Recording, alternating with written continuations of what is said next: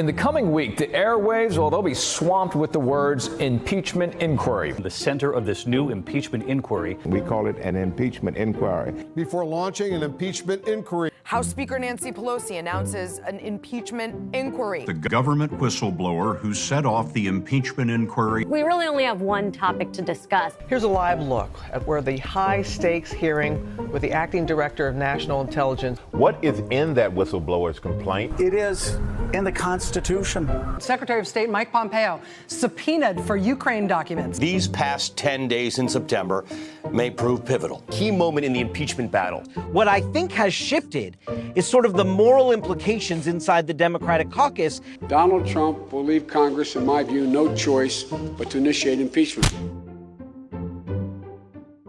Oy vey, as my loving grandma used to say. Don't get me wrong, we have a corrupt president. Not exactly breaking news. Should he be impeached? Yeah, for about 25 things. But do you need me to tell you that? Do you need Status Coup to cover this wall to wall? I don't think so. But let me tell you something else that's very scandalous. The fact that Flint, Michigan still does not have clean water 5.5 years later. The fact that Newark, New Jersey, Pittsburgh, Milwaukee, Cleveland, parts of Florida, parts of California, parts of Massachusetts, Detroit. So the residents have had to bear this burden of the city screwing up, the state screwing up. So this issue about water is a growing crisis in the Midwest, if you ask me. And many other cities in America also have water problems. Another scandal. Black men continued to be executed by the police in the United Corporations of America. So it's many inconsistencies that's in the situation. So we know, that it's plain out murder. I understand or have some understanding of police culture, that they like to protect their own. For years and decades, it's been an open season for black men. After they dragged him for several feet, they put him back on the ground face down. Another scandal. State parties all over the country, Democratic state parties, are screwing local progressive candidates, just like the DNC screwed Bernie Sanders in 2016. Another scandal. Fracking and these crude oil, natural gas, totally unnecessary, totally toxic pipelines are being built at a record rapid pace, and there are fighters on the ground getting no media coverage. Since when is profit more important than water? When is profit more important than people? So, if you want 24/7 Trump, 24/7 impeachment, 24/7 Ukraine, 24/7 Russia, whatever other scandal of the day, not your guy. But if you want on the ground, in the field reporting of the actual, true, long-lasting, happening way before Trump scandals in America, become a member. StatusCout.com/join for as low as a cup of coffee a month. StatusCout.com/join. Help us build the media revolution.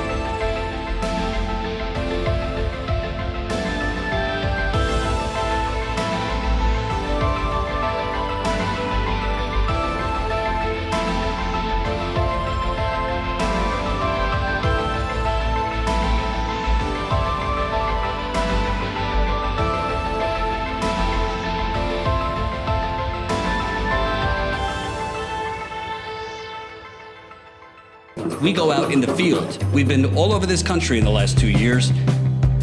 Standing Rock. I've been with you. I've been with you since Standing Rock. Wow, you got me on right now. We're doing it, baby. We're going to South Bend. It's time you show the real Mayor Pete. In 100 days, they tore down 1,000 houses in 100 days. Thank you, whether it's Standing Rock or Flint or everything else you do. You know, you guys, it's not even like watching news. It's just watching truth, you know. It's not me and you, Jordan. It's the ruling class. It's David Koch. It's the Walton family, Jeff Bezos, Elon Musk. It's them, not us, that benefit from these illegal offensive wars. Come on over here. We're here at the Bellagio in Las Vegas, and you are going to see live the actual caucus process. We are here. We go out in the field, and we give the microphone back to the people. Yo! Cool! I know who you are, yo! How you doing, man? You the man, yo!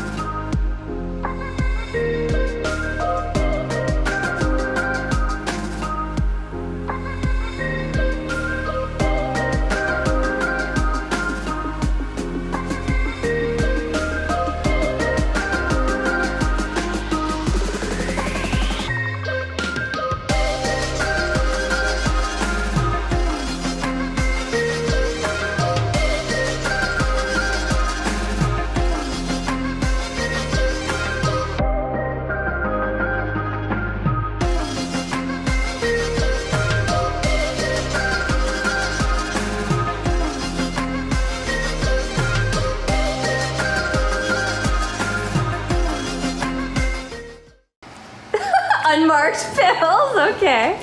Ooh, essential oils, purification. Oh, peppermint. La la la. Love it. I am worried about Jordan, testing positive. He doesn't have any breathing difficulties right now, but he definitely has a cough that's been really bad and that's been hurting his chest.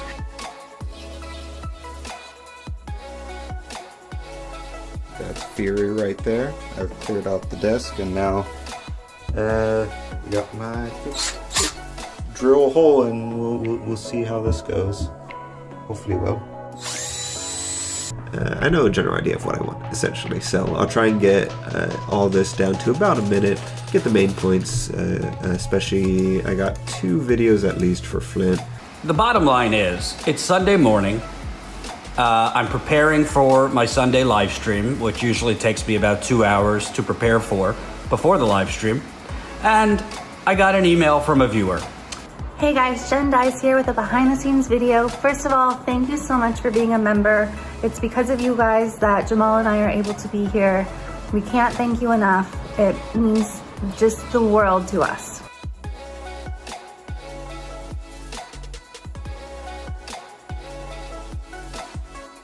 Millions and millions of people have been laid off.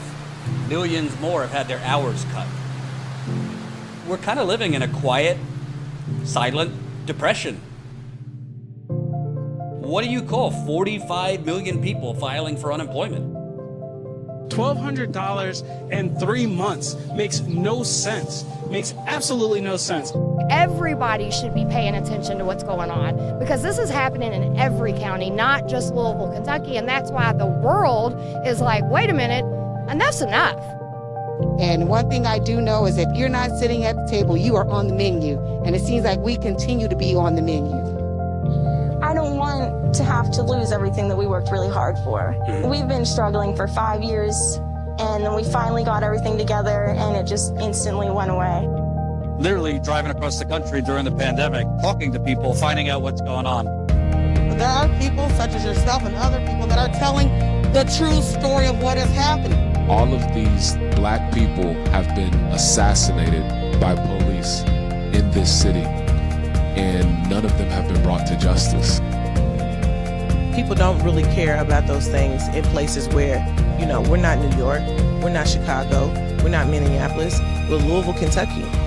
If somebody calls you screaming for help in 911, they never treated her. They never came to her apartment, nothing. Vote. Vote. And do what's right in your heart because change comes from within.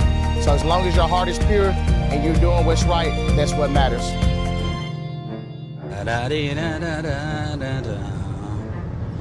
Once upon a time there was truth in journalism where brave men and women gave voice to the voiceless. But then the corporations bought the journalist, poisoning the news that we are fed. With those tainted sources all we ever ate was a steady diet of status quo. This hijacked narrative hid the truth of mass suffering, injustice and corruption throughout our land.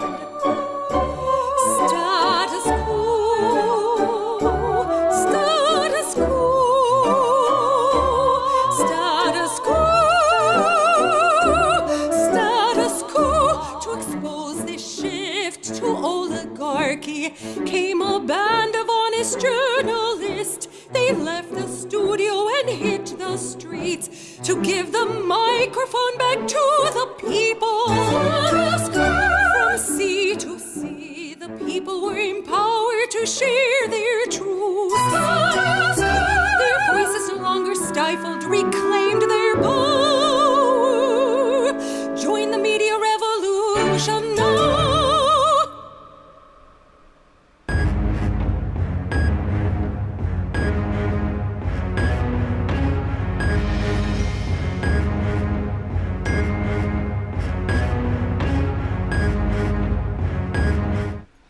Hey guys, it's Jen, and guess what? I am actually back home.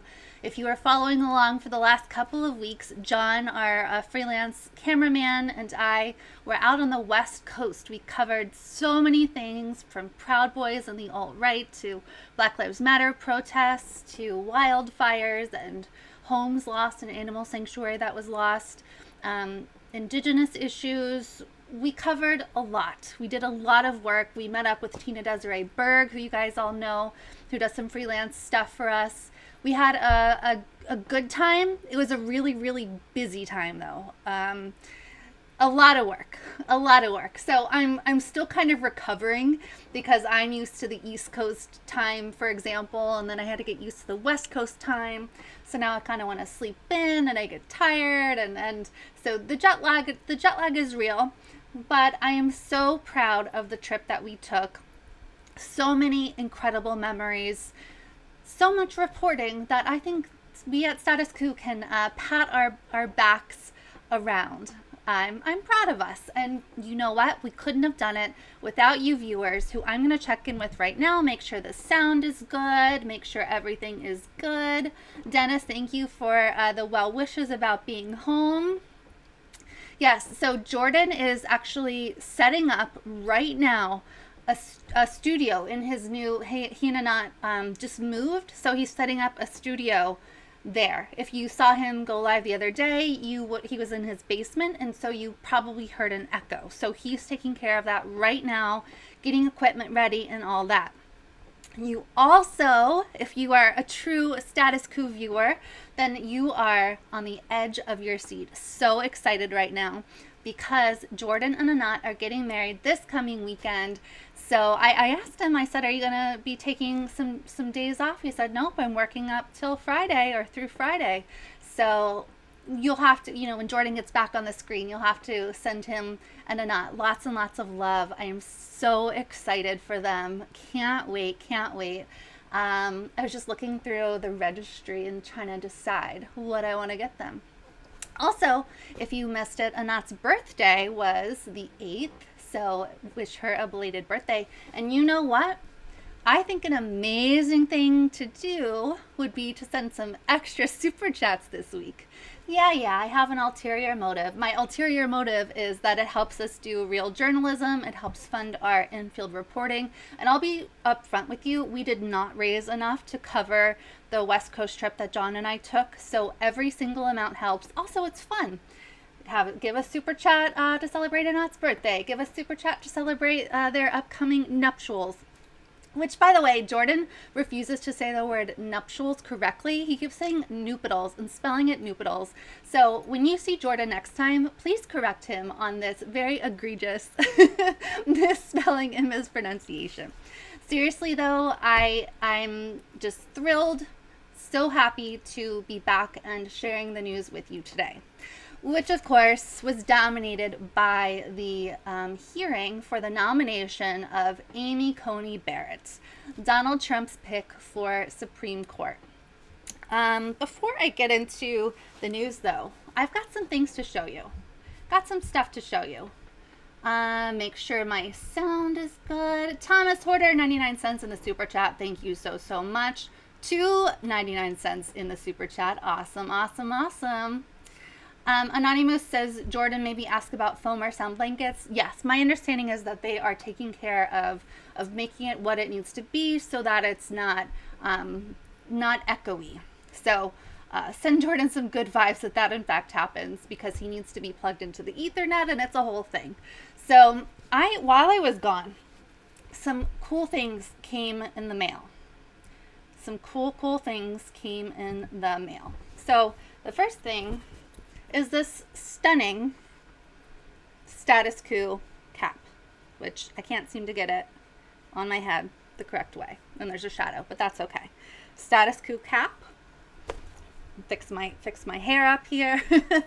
You'll just have to deal with it being a mess. I'm kind of a mess today in general.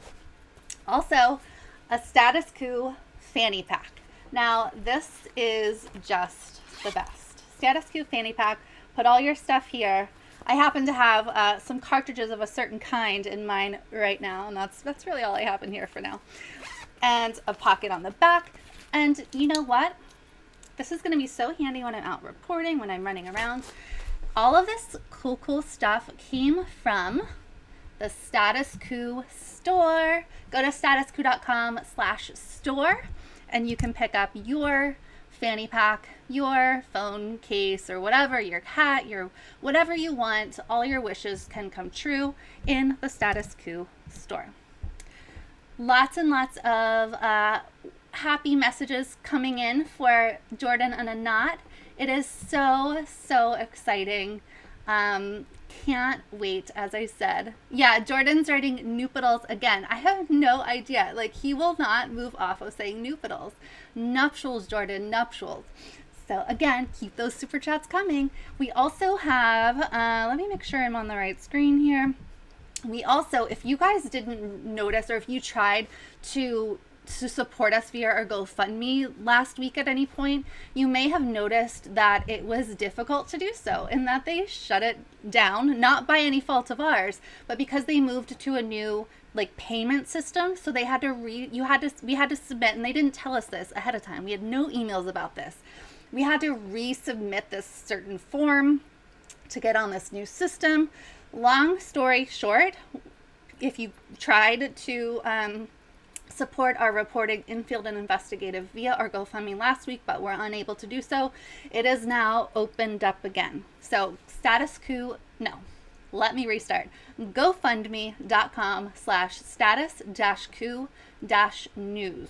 That's GoFundMe.com/status-coup-news. You'll also notice that behind me, you can kind of see part, let me put this link in here. You can kind of see part of this tapestry. I have to have my husband move it or something, like move it down further, and like, it'll cover up my books or something. I've got to figure something out, because this was actually the smallest size that they had, but I want it behind me. Anyway, smash that like button if you haven't already. The more you smash the like button, the more likely YouTube is to show it.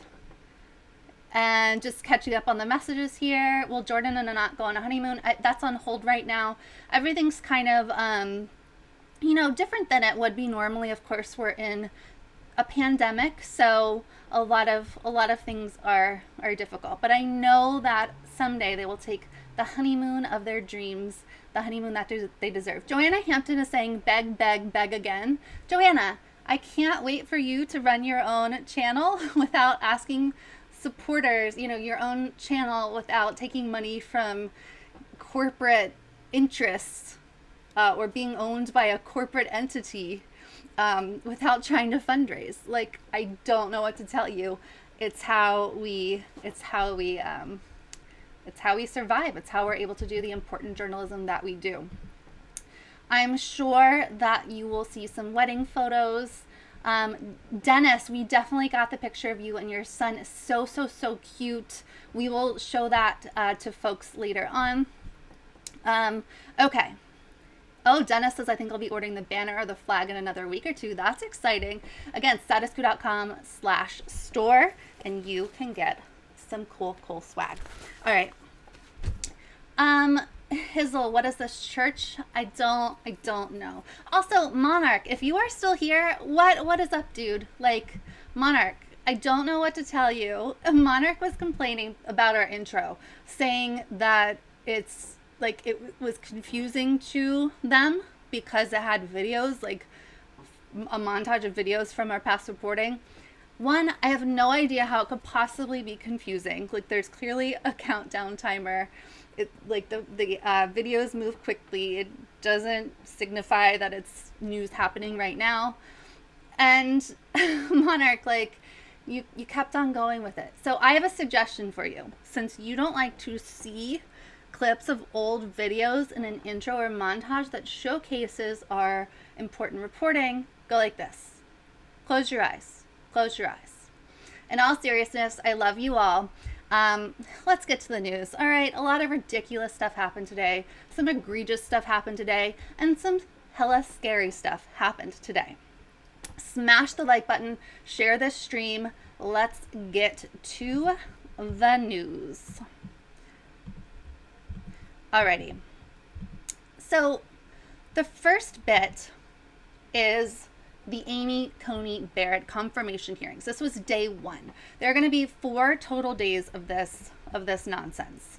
So the New York Times put together a list of things that you need to know. This is all I'm going to go through as part of an overview, and then let's get to the juicy stuff. So here's what the New York Times thinks you need to know, and I think it's a pretty good list, to be honest. This is probably not about persuading each other. Senators begin 4 days of contentious hearings, and that is 100% true. You're not going to change anyone's mind in this. You're not going to change Lindsey Graham's mind. It's just not going to happen. And we'll get to Lindsey in a bit. That guy needs to be hoisted off to jail. I'll tell you why. putting other people's lives at risk. Judge Barrett stressed her biography and the influence Justice Antonin Scalia had on her. And her biography is exactly what we're going to talk about, what I want to go in depth into. And if you saw the thumbnail to this live stream, then you probably have an idea of what I'm talking about. If you didn't see it, it's Jesus next to Amy Coney Barrett.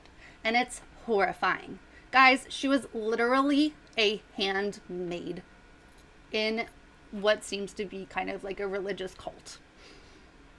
No one else will say that, but I'll say it. It appears to be a religious cult. Very scary.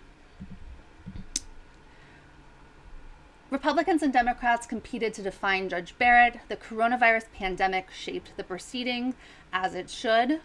For Judiciary Committee Democrats, the Affordable Care Act was center stage. And this is a really important point here. The Democrats really did focus on on Obamacare. And of course, the Republicans are up in arms about that. They don't want that. For Democrats, this is about holding on to the Affordable Care Act, Roe versus Wade, the things that Democrats hold near and dear to their hearts and believe are, important and essential for this country. It's already a conservative, majority in the Supreme Court, and if Amy Coney Barrett gets in, it's a shift. It's a shift, and I think the consequences are very, very dire. Republicans attacked Democrats for anti-Catholic stands they avoided. This is an interesting point because the Democrats actually did not go in on Amy Coney Barrett's religion. I think they should have. They did a couple years ago. They talked about her religion. And as I said, she was a handmaid. If you've seen Handmaid's Tale, it's not quite that, but it's on that path. Pence and Amy Coney Barrett would make great pals in Gilead. Again, if you've watched Handmaid's Tale, I'm really horrified by this, and can't wait to get into that with you. Blumenthal called on Judge Barrett to recuse herself from any election-related cases, and Hirono evoked her own cancer fight to plead for an end to the hearing. So, of course, it is no surprise to you that Republicans want this hearing to go forward. Democrats very, very much did not want this to go forward. Again, smash that like button if you haven't already. Lilith, they've been going in on her religion in the press. Jen, you're being dishonest. Lilith, no, I'm not being dishonest. You're being hard of hearing. I said the Democrats, meaning today in the hearing, did not go in on her religion. They absolutely should have gone in on her religion. So, Lilith, I'm happy to correct myself when I am wrong, but I'm not wrong in this case. Lilith is saying that's not what handmaid means in this sense. Lilith, I'm sensing that you are perhaps religious or have some kind of idea that it's okay for Amy Coney Barrett to be batshit crazy and take her cues from a pretend man in the sky, but this is our country, and that's not how it should work. So feel free to have your own opinion, but don't call me a liar, okay? Alrighty. So Amy Klobuchar, there are the two Amy's today making news. So Amy Klobuchar, I think, did a pretty good job of kind of going in on this, or at least saying enough to put herself in the headlines. So whatever you think about Amy Klobuchar, she did okay. She did okay. I won't play this for you because Mediaite did a pretty good job of summarizing it, but I do recommend you go back and watch it. This particular clip in Mediaite is about 11 minutes long. Let me pop it in the chat for you. Popping it in the chat. Popping it in the chat. Did Lilith leave? I'm an atheist and I was a subscriber until now. Lilith, don't call me a liar. I don't, want a subscriber who's calling me a liar when I'm not. So, bye-bye. Check you later, girl. Back to the Amy's here. Klobuchar, This hearing is a sham. Amy Klobuchar buries Barrett confirmation proceeding in blistering opener.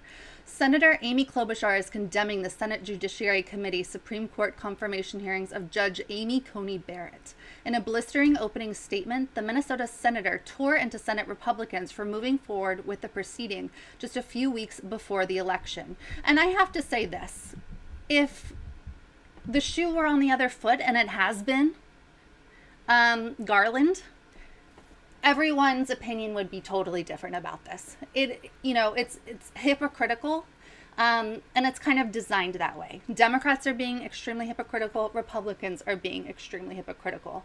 None of them are dedicated to actually having any principles. So let's just say that before moving forward. In a blistering opening statement, blah, blah, blah, right before the election, we cannot divorce this nominee and her views from the election we are in, Klobuchar said. We didn't choose to do this now, to plop a Supreme Court nomination hearing in the middle of an election. They did. Klobuchar bashed conservatives for charging ahead while ignoring more pressing issues related to the coronavirus pandemic. Specifically, what these people should be focusing on is the relief, the stimulus. We have gone months and months of them trying to figure out when and if Americans are getting another stimulus. They need to take care of Americans. Everyone should be out on the streets right now. People should be knocking down the doors of these politicians who have not given any relief in the face of the coronavirus. And here we are having hearings about a Supreme Court nominee in a completely political move to shove this in right before the election. Meanwhile, people can't pay their rent. They can't pay their medical bills. The economy is devastated. People are devastated and can't take care of basic needs because our government can't get itself together. Yes, Judge, I think this hearing is a sham, Klobuchar said. I think it shows real messed up priorities from the Republican Party. But I am here to do my job, to tell the truth. The senator went on to call for the public to make contact with Republicans in an effort to get them to shift their focus on to more urgent matters. Let me tell you a political secret, she said. I doubt that it will be a brilliant cross-examination that's going to change this judge's trajectory this week. No, it is you. It is you calling Republican senators and telling them enough is enough. Telling them it is personal. Telling them they have their priorities wrong. So do it. Okay, so I said that Amy Klobuchar did a pretty good job for Amy Klobuchar, but I do want to point out that it is complete political theater for the liberals that she's saying, oh, Republicans, call your, or people who live in a constituency, call your Republican lawmaker and tell them that this is important. Tell them that you don't want these hearings right now. Tell them that you want a decision on coronavirus stimulus. Just call them. Just call them. Yeah, it sounds good. It gets people to tweet about Amy Klobuchar on Twitter, but it doesn't actually do anything. You think calling Lindsey Graham is going to make him change his mind? You think they're Republicans because people call them? Even if everybody just starts calling them en masse, you think that they're going to give up their chance to shove through their chosen nominee right before the election? Of course not. They're not going to give up this chance. So this political theater, sure, whatever, take a stand, but it doesn't actually change anything. And Amy Coney Barrett, obviously Trump was always going to choose someone conservative. That's no surprise at all. And Trump really does like and hold on to his evangelical support, his Christian support, and choosing Amy Coney Barrett fits right along with that. Now, Amy Coney Barrett is Catholic, but she also belongs to this very weird, as I said, cult-like sect of Christians as well. So Amy Coney Barrett kind of fits that puzzle piece. She's very conservative, but she also has really batshit ideas about taking her cues from God, even though that's not what a Supreme Court, justice should do. That's not what our country was designed to do. She says she doesn't do that, but there's plenty of evidence that she does. And Joe Biden and the Democrats are certainly not standing up against that. Before I move on, let me check in on all of you. Smash the like button. Make sure that YouTube shows this to more people. Jeff Gregory, Jen, there are a lot of progressive Christians. It doesn't pay to offend them with your imaginary man in the sky junk. I want to find some source that is generally respectful. So, Jeff, I will say that I grew up in an extremely conservative Christian household. The things that I could tell you about what, my youth group did, the things my youth group did, the things we were taught would and should turn people's stomachs. I personally think it is just absurd for anyone to think that they have the answers, for anyone to think that their religion and no other religion has the answers. One thing that always used to bug me when I was being taught these things when I was young is, oh, okay, so you have to believe in Jesus and submit your life to Jesus in order to go to heaven. So I always used to bring up, what about the people who've never heard about Jesus? Like, it seems pretty unfair to doom them to hell. So while I went along with it, I always had these questions. So I will say, I'm sorry if my speaking about an imaginary man in the sky is offensive to anyone. People have their religion. They have their right to a religion. I think there's a reason that religions are so prevalent. I think it's helpful for a lot of people. But when it comes to the Supreme Court and the decisions made there, religion should play no part in it. So yeah, I'm gonna make a joke about an imaginary man in the sky because it's a joke. I'm not trying to offend anyone's religion. I am saying this should have nothing to do with religion at all. So I hope that explains that. I obviously do have a lot of pent up anger about the bat shittery that I was taught. So, all right, just reading some of the chat. This is a super chat. Keep the super chats going. Remember, Jordan and Anat are getting married this weekend. So exciting. Super chats would add to the excitement. Of course, it all goes to the company, but it does make us smile. Martin Rad, 100 knock in the super chat. Don't be surprised we live in a world of butlers, servants, people selling their kids and their own body. The problem is that our social structure where monopoly money is the ultimate reward. That's exactly it. It all revolves around money. Absolutely everything. Dennis, I actually don't think so. Dennis, as a Christian, I acknowledge that extremist Christians are just as dangerous as extremists of any kind. If you think God is imaginary, that's okay. So actually, this is the reason that it was a joke, guys. I actually don't believe that. I do believe that there is a God or some kind of being. I think it's absolutely insane. And this isn't about my religious views, so I'll just say this quickly. I think it's insane to think that we just appeared, or like, I don't even know the way that they try to explain it, like Carl Sagan or whoever is saying where we came from, like the Big Boom Theory. I don't know about any of that. I think that we don't know. I think nobody knows. Anyone who pretends to have all the answers or pretends that their way is the only way, their beliefs are the only beliefs, that I don't dig. What I do think is, I think there probably is a God or something happening that is the reason we're here. So as I said, it was a joke.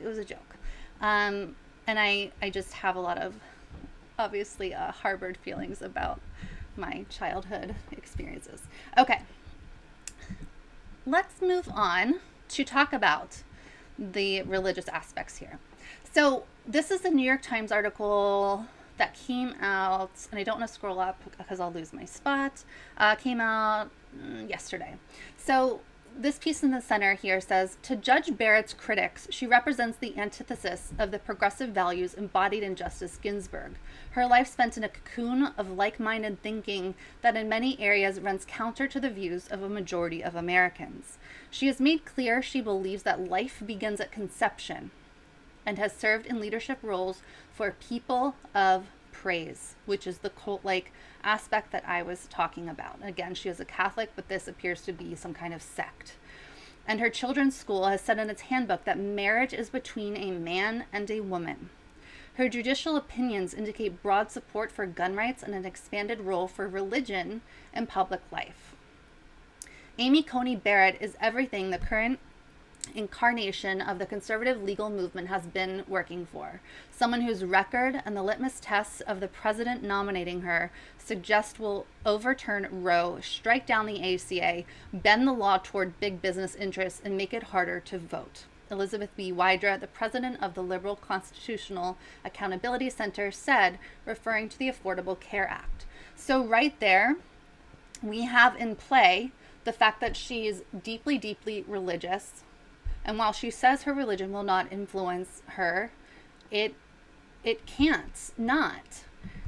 Christians believe, I mean, obviously it depends on what denomination you are, whatever. I grew up Methodist, she's Catholic. There are different things there. Like Catholics actually think that when you eat the bread and drink the wine, that it actually becomes Jesus's body and blood, which would be cannibalism, but let's not worry about that part.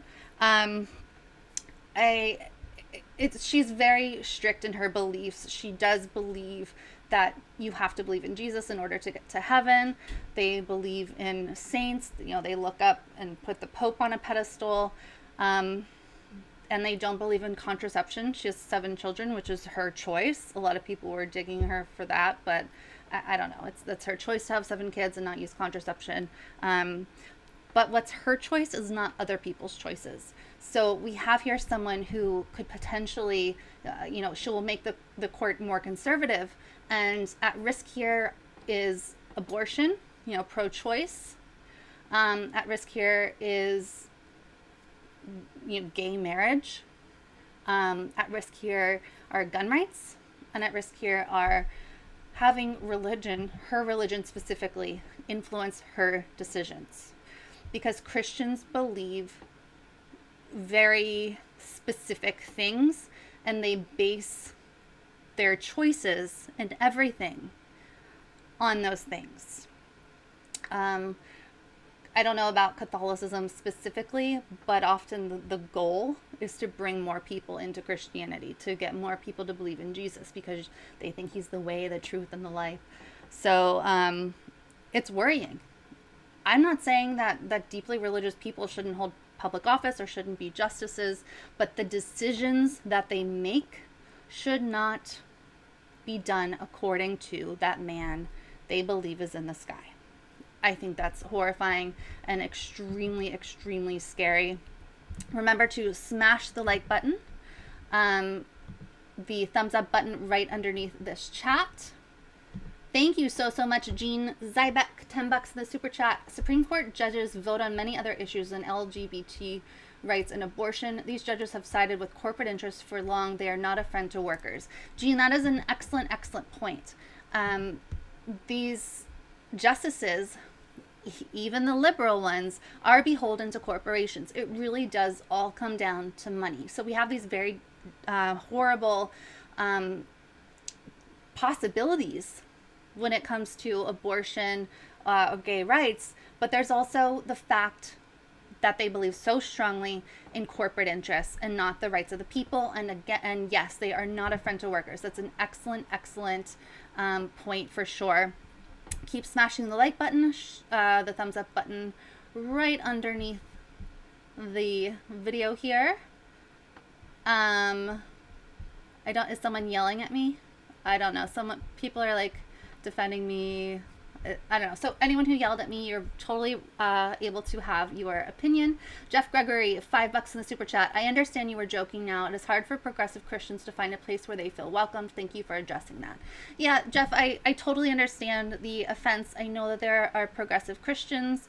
I perhaps should have worded it differently or like couched it as that was a joke. No, I totally understand your reaction, and I don't mean to offend anyone's faith. I do have visceral reactions when it comes to this stuff, just due to my upbringing. So it is a good reminder for sure. Yes, Jesus was a socialist. Okay, let's get into some of the batshittery here. That's my word of the day, I've decided, batshittery. So this comes out of the Washington Post, and it came out last week. Amy Coney Barrett served as a handmaid in Christian group People of Praise. This is nuts. This is bananas. While Supreme Court nominee Amy Coney Barrett has faced questions about how her Catholic faith might influence her jurisprudence, she has not spoken publicly about her involvement in People of Praise, a small Christian group founded in the 1970s and based in South Bend, Indiana. Barrett, a federal appellate judge, has disclosed serving on the board of a network of private Christian schools affiliated with the group. The organization, however, has declined to confirm that she is a member. In recent years, it removed from its website editions of a People of Praise magazine, first those that included her name and paragraph, and then all archives of the magazine itself. Barrett has had an active role in the organization, as have her parents, according to documents and interviews that help fill out a picture of her involvement with a group that keeps its teachings and gatherings private. A 2010 People of Praise directory states that she held the title of handmaid, a leadership position for women in the community, according to a directory excerpt obtained by the Washington Post. Wow. So obviously it's not quite The Handmaid's Tale by any stretch of the imagination. But if someone's calling you a handmaid, like that's your title in an organization, does that sound like a position of power to you? Like, go women, yay women? No, it doesn't. It sounds like women are to be subservient to men. Also, while in law school, Barrett lived at the South Bend home of People of Praise's influential co-founder, Kevin Rannigan, and his wife, Dorothy, who together helped establish the group's male-dominated hierarchy and view of gender roles. The group was one of many to grow out of the charismatic Christian movement, which sought a more intense and communal religious experience by embracing such practices as shared living, faith healing, and speaking in tongues.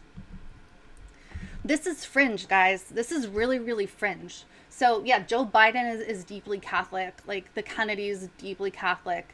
This is a whole nother level. I don't know if you guys are familiar with like tent revivals. This is, they speak in tongues and, you know, the hands in the air and the shaking and the rolling on the ground. Holy rollers. This is that. This is that. Just called another name. Barrett's ties to the group, which has conservative stances on the role of women in society and other social issues, did not come to light until after she was questioned by senators considering her nomination to the U.S. Court of Appeals for the Seventh Circuit in 2017. On and on. Barrett has said that judges are not policymakers and that she does not impose her personal convictions on the law. But someone who, I'm telling you, someone who is a Christian to this degree and who essentially is a holy roller and is calling themselves a handmaid, they strongly believe that their direction comes from God. They believe that you have to believe in Jesus and follow Jesus's teachings in order to go to heaven. That does influence her job and her decision making. There's no way it doesn't. There's no way she's in this deep and that it doesn't influence her, that it wouldn't influence her as a justice. It absolutely would. She can say it wouldn't all she wants, but that's literally the belief. It would have to influence her decisions and her rulings. Responding to questions about Barrett's membership in People of Praise and her tenure as a handmaid, Sean Coney, a spokesman for the group, said, like many religious communities, People of Praise leaves it up to its members to decide whether to publicly disclose their involvement in our community. On and on and on. The title of handmaid was adopted by People of Praise in reference to the biblical description of Mary as the handmaid of the Lord, according to the group. It goes on to talk about former members. So handmaids give advice to other women on issues such as child rearing and marriage. The role did not carry authority equivalent to positions held by men in the group's formal hierarchy, the former members said. The community is led by an overall coordinator and a board of governors. They oversee coordinators of each branch across the country, who in turn oversee coordinators of areas within the branches. In 2010, Barrett was one of 3 handmaids in the South Bend branch's northwest area, according to a directory obtained by the Post. She and 10 other area handmaids were overseen by the branch's principal handmaid. Aunt Lydia, anyone? Barrett's position was in keeping with her family's prior service in the community. Her family was entrenched in this. They did, in 2017, replace the title of handmaids with women leaders.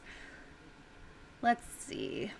The phrase took on a particular meaning in popular culture after Margaret Atwood's dystopian 1985 novel, The Handmaid's Tale, which was adapted for television in 2017. Atwood said in a tweet last month that she was inspired by a different but similar group. People of Praise was established in 1971 by Rannigan and Paul DeSelles. Let's see. While People of Praise is open to all Christians, the vast majority are Catholic, like Barrett. At the time the group was founded, many denominations, including the Catholic Church, looked warily at groups that adopted different practices and created insular, separate communities.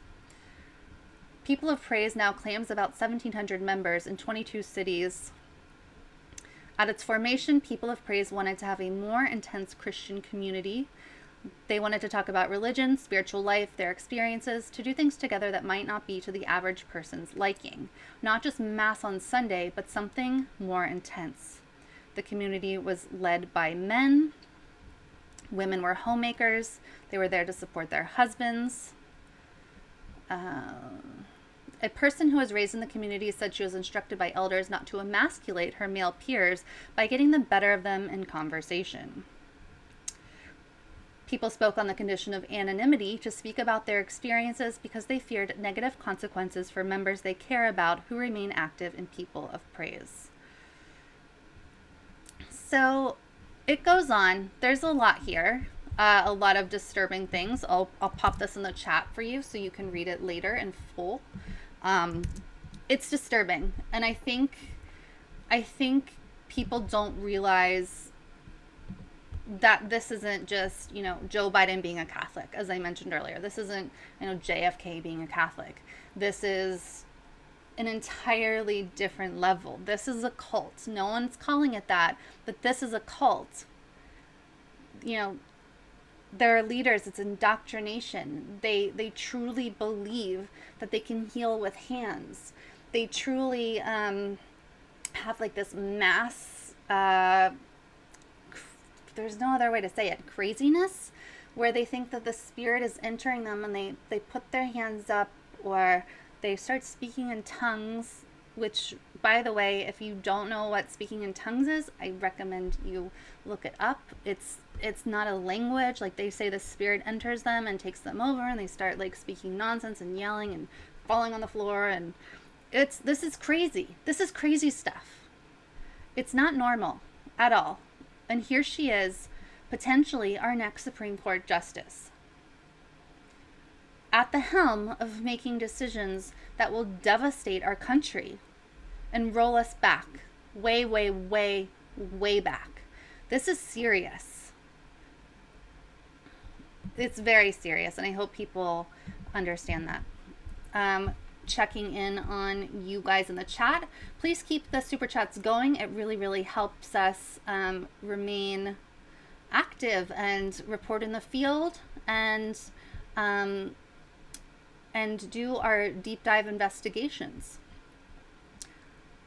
Okay, so someone's asking for the link. I saw someone pop it in there. Anonymous, I don't know that there are animals involved. No idea about that. I do definitely want to keep researching this cult because I think it's so dangerous, and I think there's not enough out there about it. So are the Democrats doing anything about this? No, of course they're not. Of course they're not. And this is what I brought up before when Lilith or whoever yelled at me. The Democrats chose to not go after her on her religion, saying that, this isn't about religion. This isn't, no one should be attacked for their religion. Well, when that religion is dictating how a justice will serve our country, it's absolutely relevant. It's extremely relevant, and it's important to talk about. And the Democrats are perfectly fine. In fact, they're fine not talking about it. So let's hop on over to Mr. Biden here. Joe Biden. Turn up the volume here. Make this bigger for you. Here's what Joe Biden had to say on talking about Amy Coney Barrett's religion. You all in Ohio. I know you got a question.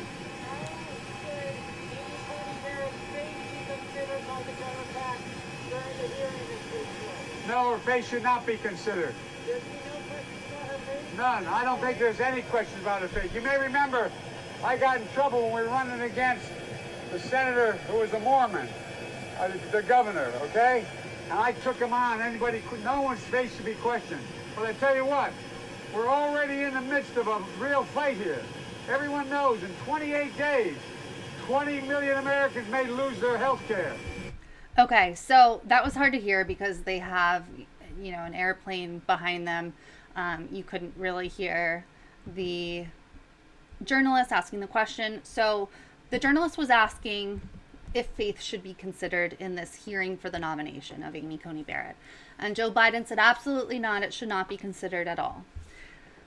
But it has to be. When you have someone who believes in speaking in tongues and believes in faith healing and believes that their direction comes from God and believes that life begins at conception, does not believe in the freedom of choice or women's choice, does not believe in gay marriage, does not believe in so many things that make this country what it is.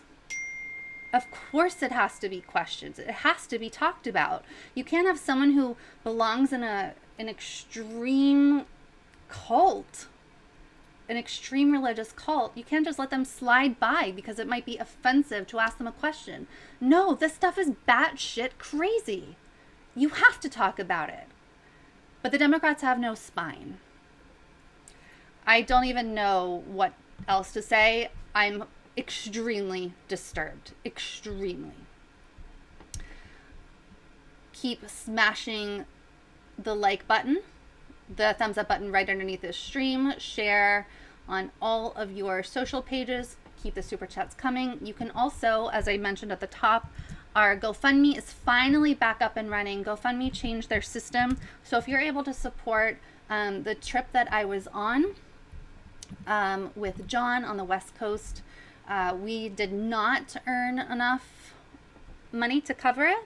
So if you can help us at all, $5, $10, help defray the cost of that trip. GoFundMe.com/status-coup-news.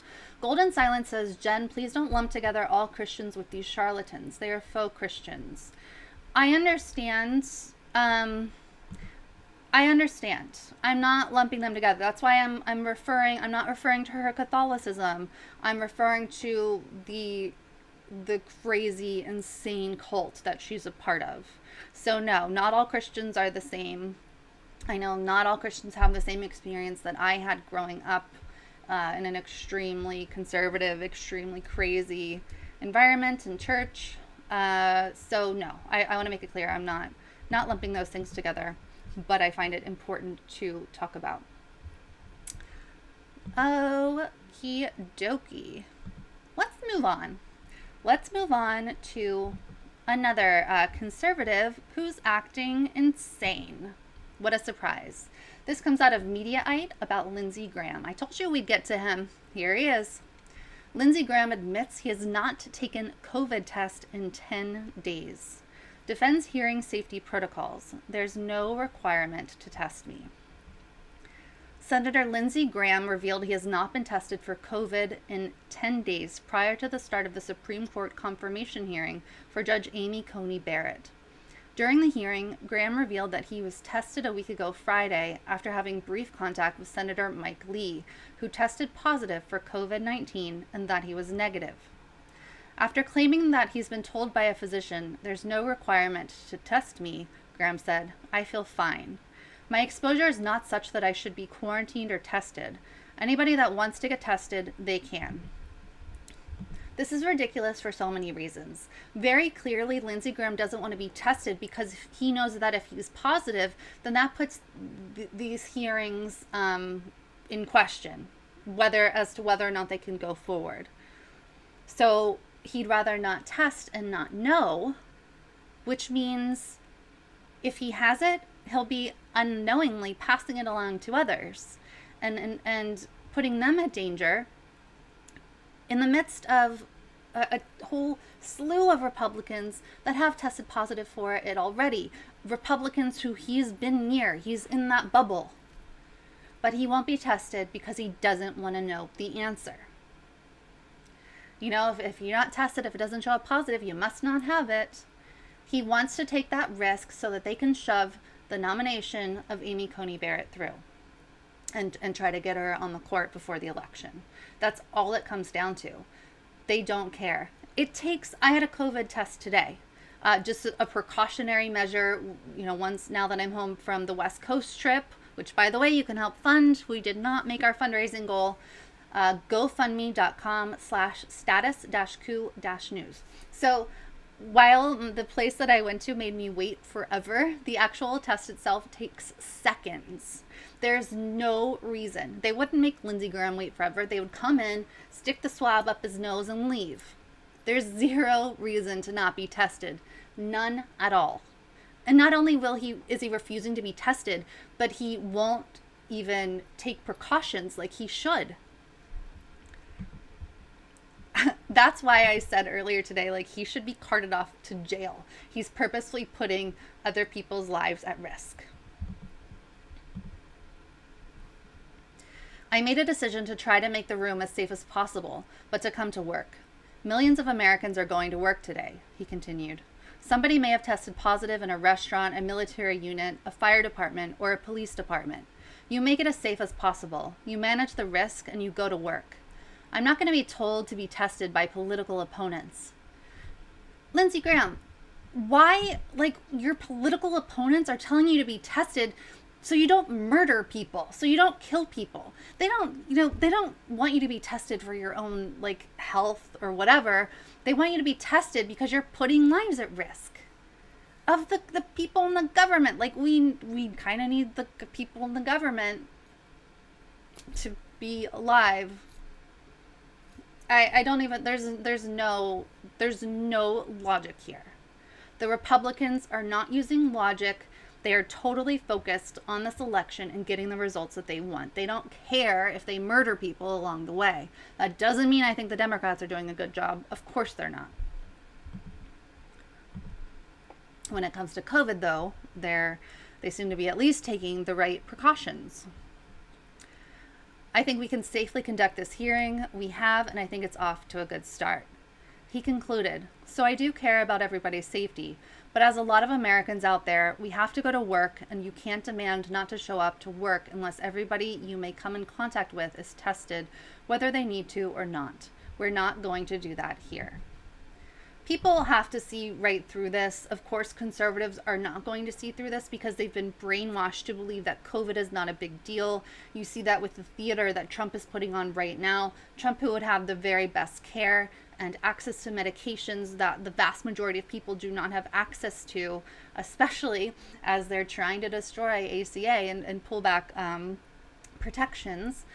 It's all a theater. It's all brainwashing. Lindsey Graham is contributing to it. Donald Trump is contributing to it, and they're complicit. Lindsey Graham right now, even if he infects no one, even if he doesn't have COVID, he's putting that message out there to people that you don't have to be tested, that it's okay. As long as you feel fine, you're okay, that it's, not cool to be tested. It's horrifying. How can you play with people's lives like this? They don't care. They don't care at all. Lindsey Graham is an evil, evil person. Let me check in on the chat here before I get on to some other stories. We will, of course, continue to cover the Amy Coney Barrett hearing over the next few days. Smash the like button right underneath this live stream. Paul makes the point, Status Coup doesn't have the answers on religion. We're just discussing it relevant to this. Absolutely. I have no answers. Nobody has answers. Literally, nobody has answers.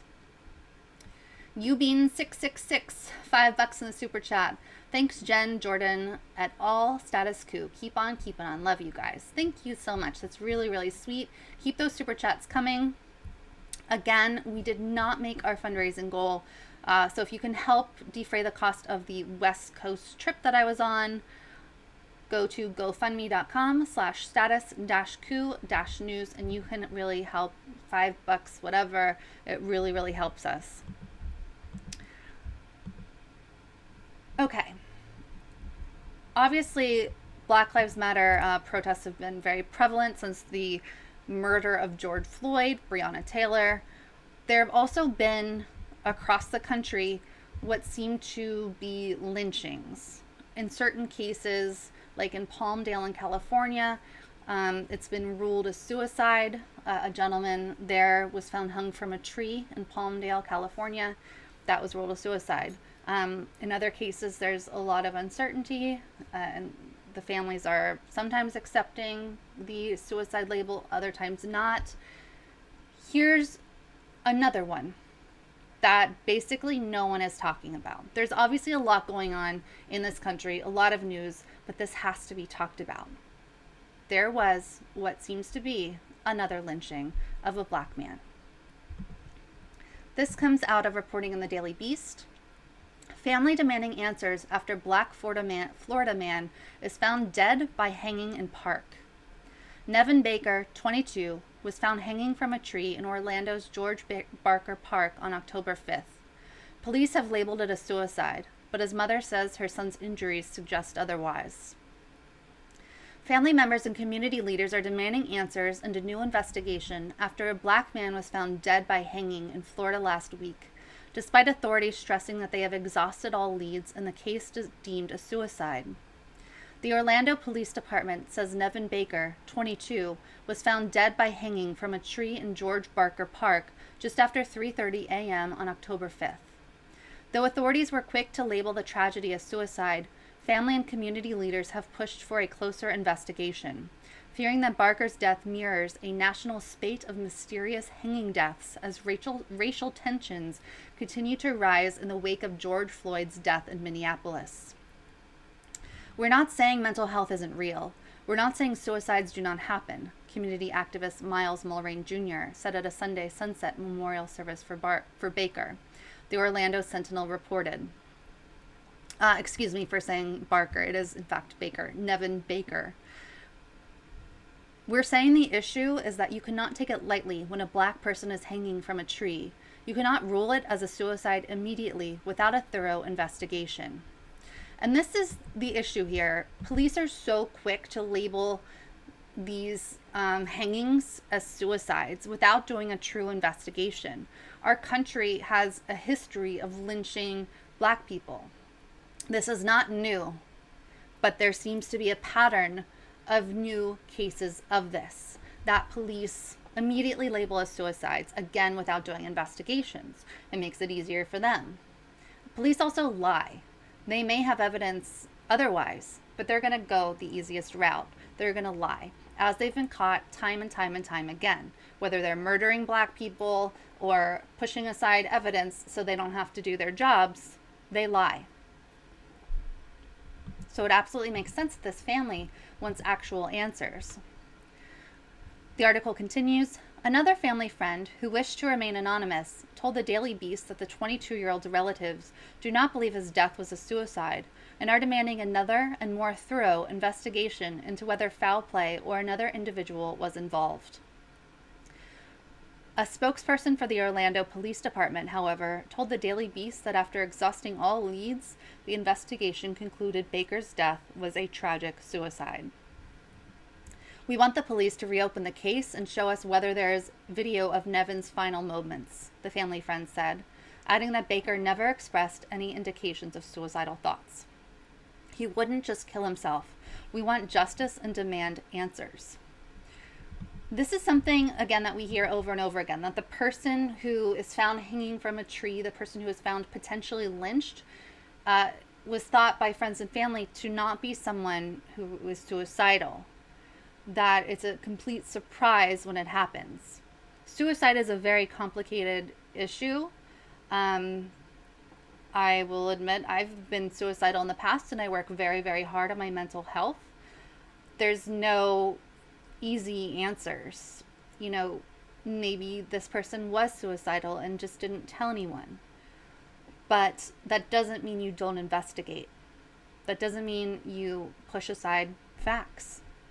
And this family and these friends want answers. While authorities at the medical examiner's office have ruled Baker's death as suicide, his mother, Sharhonda James, told the Orlando Sentinel she noticed injuries on her son's nose, forehead, and jaw when she identified him at the morgue. James added that she has requested the police show her photos and videos from the scene. "My son didn't hang himself. I know my child," James told the Sentinel. "We're not going to let this go. The community is not going to let this go."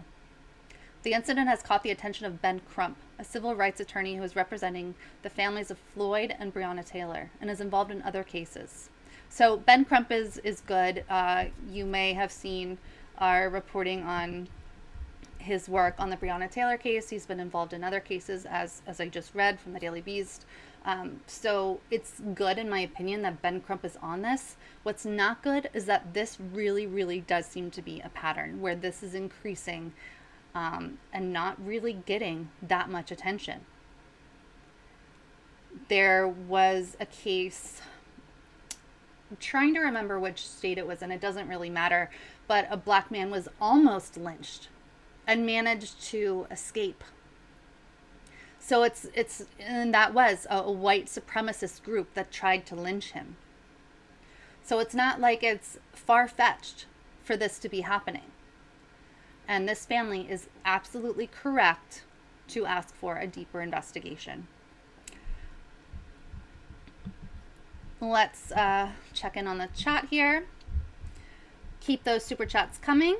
They really help. And remember, Jordan and Anat are getting married this weekend, so it's time for a celebration. Jordan's not taking the week off. He will be back for sure. If you are able to help support our reporting, GoFundMe.com/status-coup-news. Cryptician says that happened just 3 or so months ago. Yes. I'm trying to remember. Yeah, I can't remember the details. I'll have to look that up. Cryptician says, yes, Jen, and also acknowledge the fact that Black Americans do not have any history whatsoever of committing suicide by hanging ourselves. And also this number of hangings of Blacks is also recent. Absolutely. People have said, Black people specifically have said, if a Black person were to commit suicide, that's the last way that they would do it. I don't have data on that. I am simply passing along what I've read, the opinions of others, because hanging from a tree, lynching, has such a disgusting and horrible history in our country that it's simply not a way, in these people's opinions, the people that I've read about this on, who happen to be Black, and I of course defer to Black people on this issue, trying to learn as much as I can, but it's just not the way that a Black person would commit suicide, and that may be a moot point because families are saying in certain cases that it just wasn't a suicide, that cops are just sweeping this under the rug. Really horrible, and I hope that it does get more attention in the news, that people actually do talk about this. So I've been going for about 73 minutes here.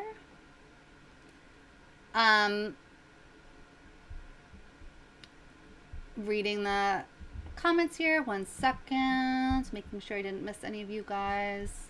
Okay, so let's get back into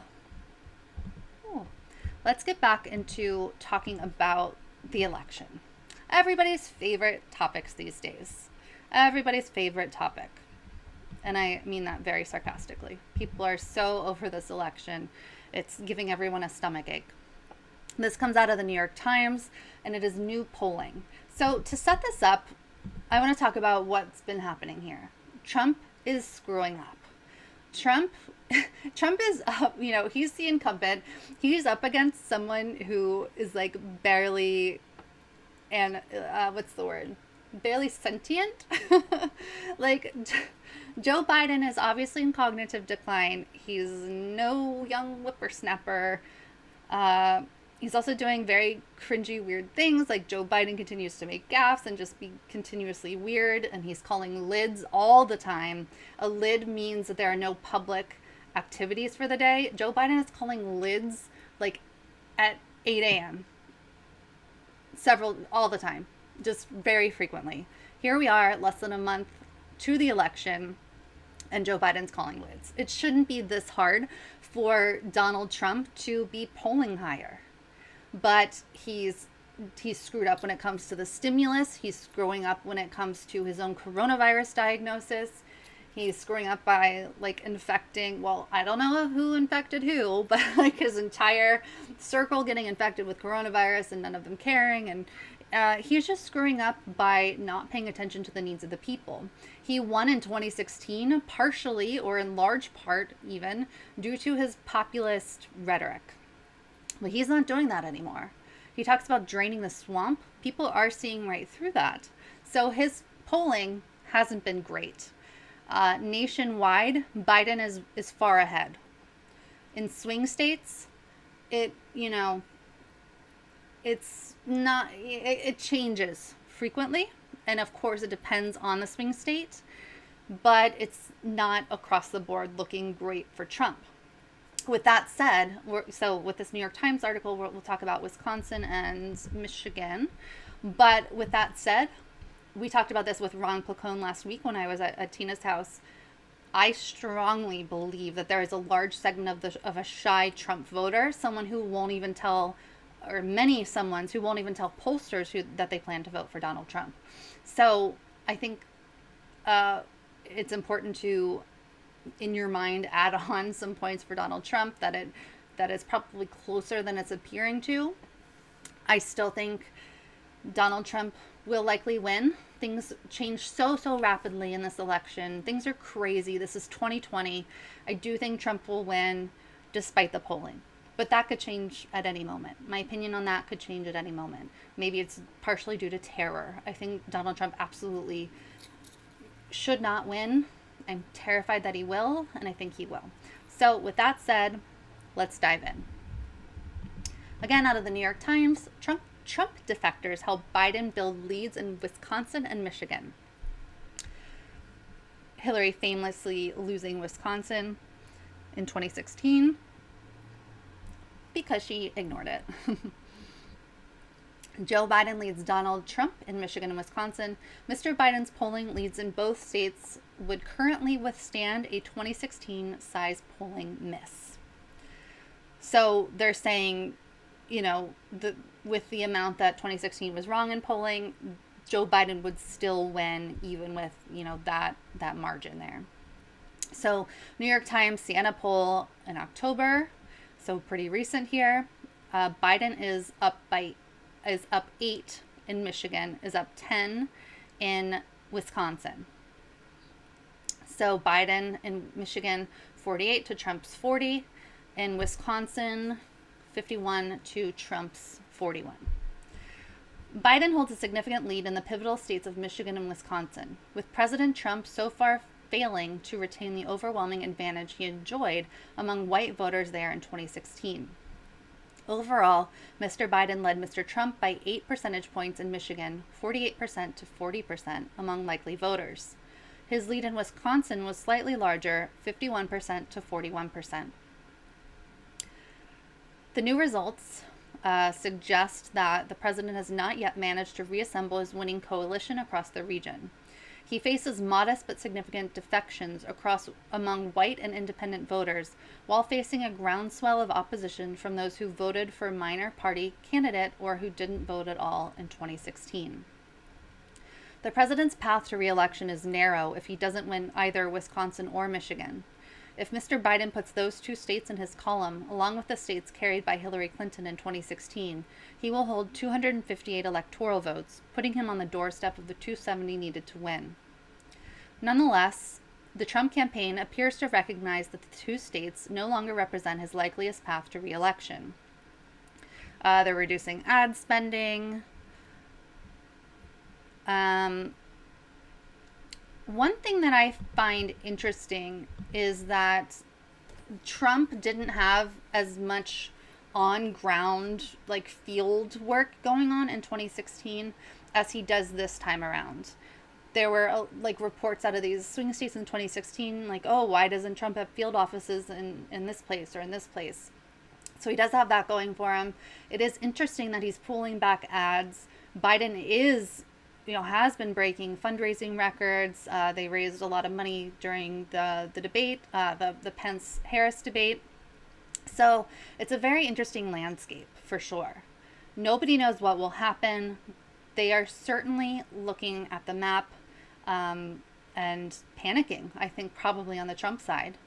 They don't want it to be like this. But people in Michigan, for example, they're looking, the promised jobs have not been delivered. The manufacturing jobs have not been delivered. Trump has not delivered on a lot of things. So while he has his sycophants, he also has that group of like the older white person who is realizing that Trump is not, fulfilling his promises and is not the right person going forward. So we'll have to see how much that matters and how that shifts as we go into November.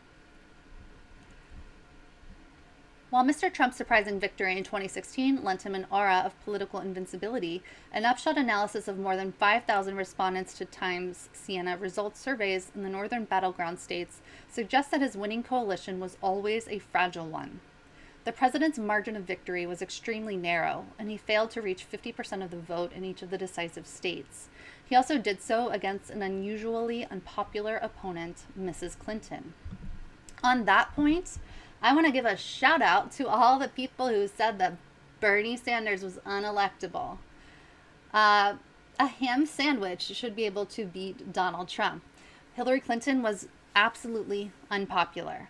But Joe Biden is also unpopular. You know who's popular? Bernie Sanders.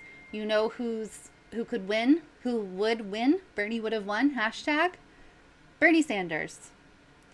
Why is it still up in the air? The Democrats should have this in the bag, but because they ran through a bunch of shenanigans in the background, because the nominee is Joe Biden, it is still up in the air. There still is a chance that Trump could win.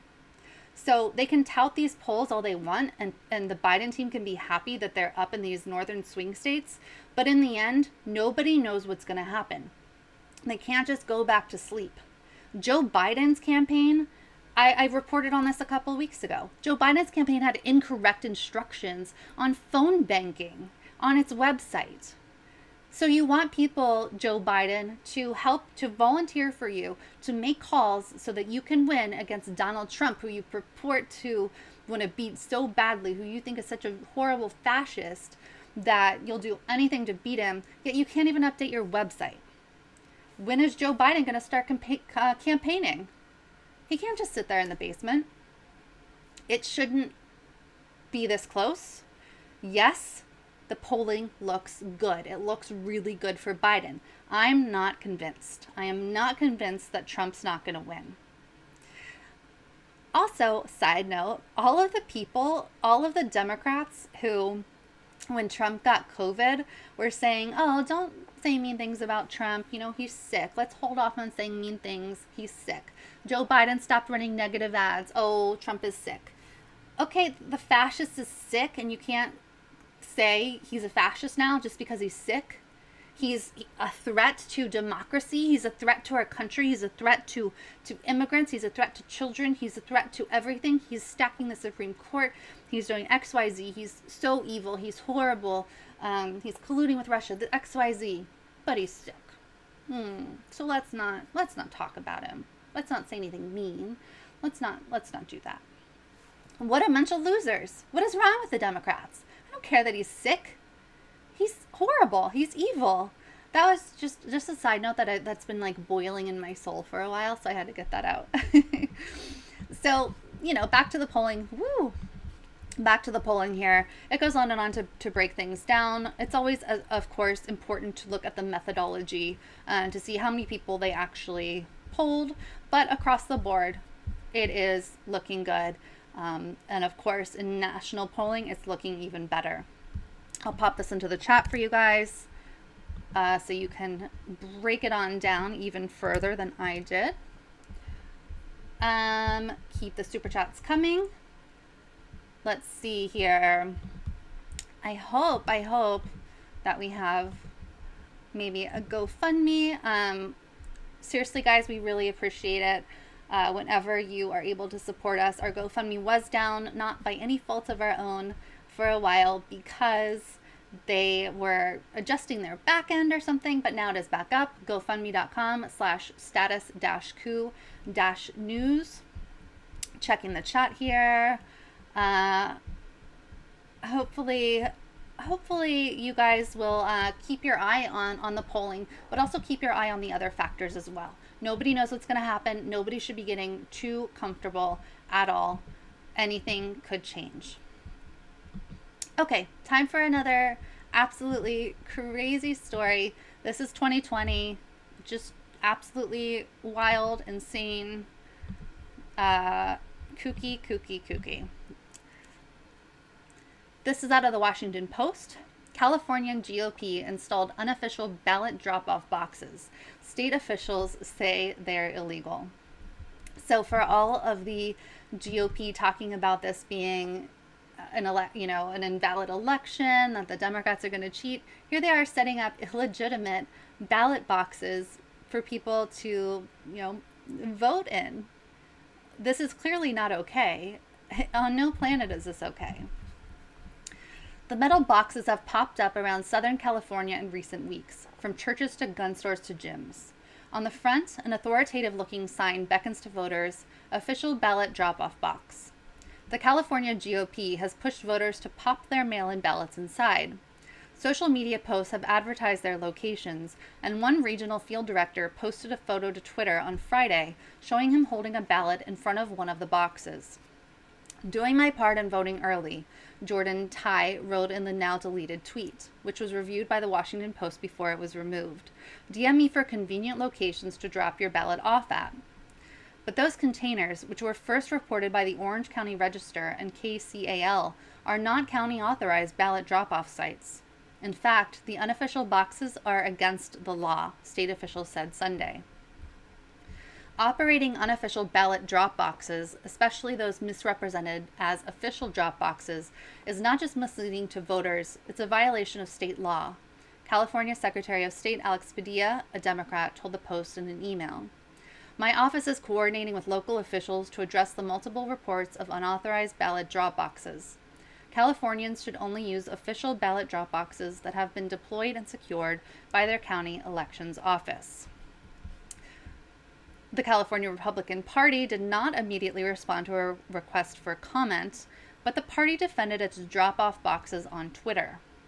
If a congregation, business, or other group provides the option to its parishioners, associates, or colleagues to drop off their ballot in a safe location with people they trust, rather than handing it over to a stranger who knocks on their door, what is wrong with that? The California GOP tweeted. The GOP said it was using a 2016 law passed by Democrats that the party argues legalized a practice called ballot harvesting. Ballot harvesting, of course, is its own issue, which the article goes into more. And it's interesting because Tina, when I was at her place in LA last week, was talking about ballot harvesting and that it is indeed an issue. That doesn't mean, ballot harvesting being an issue doesn't mean that this is okay to set up these random boxes to collect votes, at churches or businesses or wherever they've been setting these up. It makes no sense that they thought this was okay. And there's really no excuse for it. But this is the GOP. This is, nearing the end of the election, and they're willing and ready to do anything that they need to do to win. I'll drop this article off in the chat box for you guys. Someone asked if they're going to be charged for this. That is a great question. That hasn't been, reported so far. Here's what it says about that as far as what we know. The Secretary of State's office said it had received multiple reports of unofficial ballot boxes throughout the state and said it would be sending updated guidance to the state's political parties advising them of potential criminal penalties related to unsanctioned boxes. A spokeswoman for the Orange County District Attorney Todd Spitzer told the Register prosecutors there are also investigating reports of improper ballot boxes. So, of course, it's important to know how to correctly, turn in ballots. Voters are in control of how to return their ballot, and they have multiple safe and secure options for doing so, Padilla said. Ballots can be returned by mail to any in-person voting location or to an official secure drop box. Never hand your ballot over to someone you don't trust. It just defies logic. It doesn't make any sense. People have to really be careful about what's happening and about where their ballots are going and who is involved, and make sure that the ballots get to where they're supposed to be. Leslie Wheeler says, I thought ballot harvesting was legal. So what happened, from my understanding in California, is that originally a person, like let's say a person in the nursing home, could only hand over their ballot to their care person, like someone in their family or whoever was designated to do that. But now it can be handed over to anyone. So it's much, much more of an issue now, at least in California, is my understanding. It's definitely a topic that I need to look more into, and I will. I'm going to end for right now. But first, I want to remind everyone to check out the reporting that John and I did, John as freelance cameraman, and the reporting that I did on the West Coast and in Portland, in San Diego, in LA, with Tina joining us. A lot of good content, a lot of stuff, with the Proud Boys, with Trump supporters, with Black Lives Matter supporters, a really devastating interview with a woman whose animal sanctuary burned down in the wildfires. Really, really sad. So keep your head up. We'll keep reporting through these Amy Coney Barrett's the hearings, as crazy as they may get. I do hope the Democrats bring up her religion, because she's not just someone who believes something and lives her life that way because she believes it makes her a better person or whatever. She has a specific type of religion that would impact the way that she makes decisions, and it would impact her job. So I think the Democrats really do need to hit on that. Remember that today is the day formerly known as Columbus Day. It shall be known as Indigenous Peoples Day instead. That is becoming more and more common across states, but it needs to be pushed even more. Obviously, Christopher Columbus was a horrible, horrible person and rapist and genocidal freak, so we should not have a day celebrating him. So happy Indigenous Peoples Day. If you can, give any amount at gofundme.com/status-coup-news, because we did not quite make our fundraising goal for the West Coast trip. And I'm looking for, here's what I'm looking for. Hold on, guys. Hold please. You can also go to statuscoup.com/store and get your cool Status Coup cap, your cool Status Coup fanny pack, shirts, phone cases, everything. statuscoup.com/store. I should also have a dog hoodie coming for my dog any day now. So very exciting. Get one for yours. Send us pictures. All right. Love you all. Until next time, keep your head up. Bye-bye.